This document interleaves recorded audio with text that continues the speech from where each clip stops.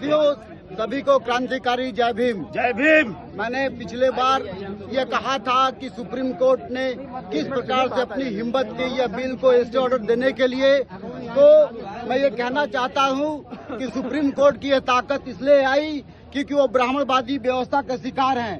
हमें उत्तर भारत में पेरियार मॉडल को अपनाना होगा। पेरियार मॉडल ही ऐसा मॉडल है जिसके आधार पर ब्राह्मणवादी व्यवस्था डरती है। आपके सामने मैंने पहले बार भी कहा था, इस बार भी कह रहा हूं कि हमें कांसीराम जो जगजीवन राम हैं उनके मॉडल नहीं चलेगा। उस मॉडल से कांग्रेस की सरकार ने भी ब्राह्मणवादी व्यवस्था को अपना करके हमारे हर बिल को वापस लिया है, चाहे मंडल कमीशन का बिल हो, चाहे 1935 का बिल हो, चाहे आरक्षण का बिल हो, हर बिल को जगजीवन राम मॉडल के आधार पर लिया गया है। हमें निश्चित तौर पे पेरियार का मॉडल अपनाना होगा, क्योंकि आप देखिए कि सूर्यकांत के पास केवल इतनी हिम्मत थी कि बड़े अच्छे वकीलों के बावजूद भी उन्होंने वो वापस लिया, केवल 3 दिन के अंदर वापस लिया। तो मैं ये कहना चाहता हूँ कि केवल वही नहीं, जब से हमारा 29 तारीख से ये मुद्दा चला है, ये मूवमेंट चला है, तब से मनुवादी मीडिया या ब्राह्मणवादी मीडिया नहीं चला रही है। जो अपने आप को प्रोग्रेसिव कहती थी, चाहे वो रवीश कुमार हो, एक बार भी रवीश कुमार का यूजीसी के बिल पे ठीक से बयान नहीं आया है। अभिसार शर्मा वो भी ब्राह्मण समाज से ताल्लुक रखते हैं, उनका भी ये बिल नहीं, इस पे बहस नहीं है। मैं ये कहना चाहता हूँ कि इलाहाबाद का भी मीडिया ब्राह्मणवादी मीडिया है। पिछले कुछ दिनों पहले हमने प्रेस रिलीज जारी किया था, प्रेस में बात की थी, खचाखच हॉल भरे होने के बावजूद भी हमारी आवाज मीडिया में नहीं आ पाई।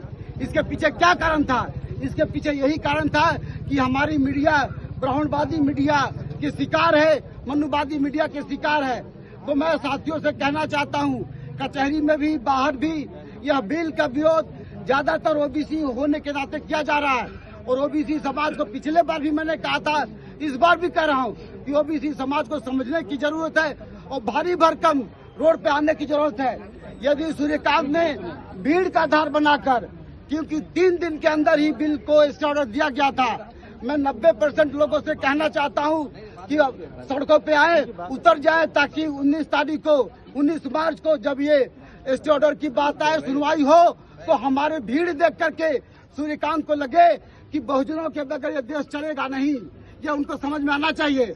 जब तक बहुजन रोड पर उतरेगा नहीं, सेक्रीफाइस नहीं करेगा, हमारे महापुरुषों को, पेरियार लाल यादव को, पेरियार साहब को, बाबू जगदीश प्रसाद कुशवाहा को याद नहीं करेगा, बाबा साहब अम्बेडकर के त्याग को याद नहीं करेगा, हमें सोचना पड़ेगा कि इलाहाबाद में 4-5 यूनिवर्सिटीज है। उस यूनिवर्सिटी में क्या SC ST OBC के प्रोफेसर नहीं है? क्या JNU में प्रोफेसर नहीं है? क्या दिल्ली यूनिवर्सिटी में प्रोफेसर नहीं है? ये इंटेलेक्चुअल तबका जो जिनके बच्चे यूनिवर्सिटी में पढ़ते हैं, उनको यहाँ आने की जरूरत है। लेकिन दुखद बात है कि सबसे ज्यादा डरपोक क्लास प्रोफेसर क्लास है जो सड़कों पे नहीं आ रहा है। हमारे साथी अधिवक्ता साथी तो उतर रहे हैं, इलाहाबाद में उतर रहे हैं, लेकिन प्रोफेसर क्लास अभी तक सड़कों पर नहीं उतरा है।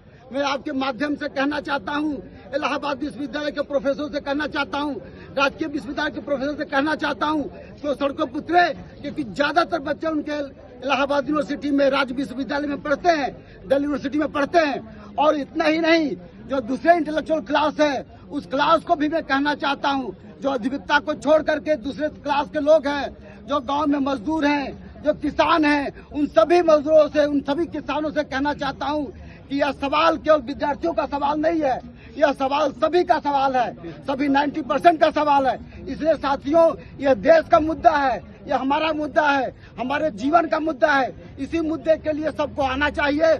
और इसी के साथ मैं अपनी बात समाप्त करता हूँ। जय भीम, जय भारत।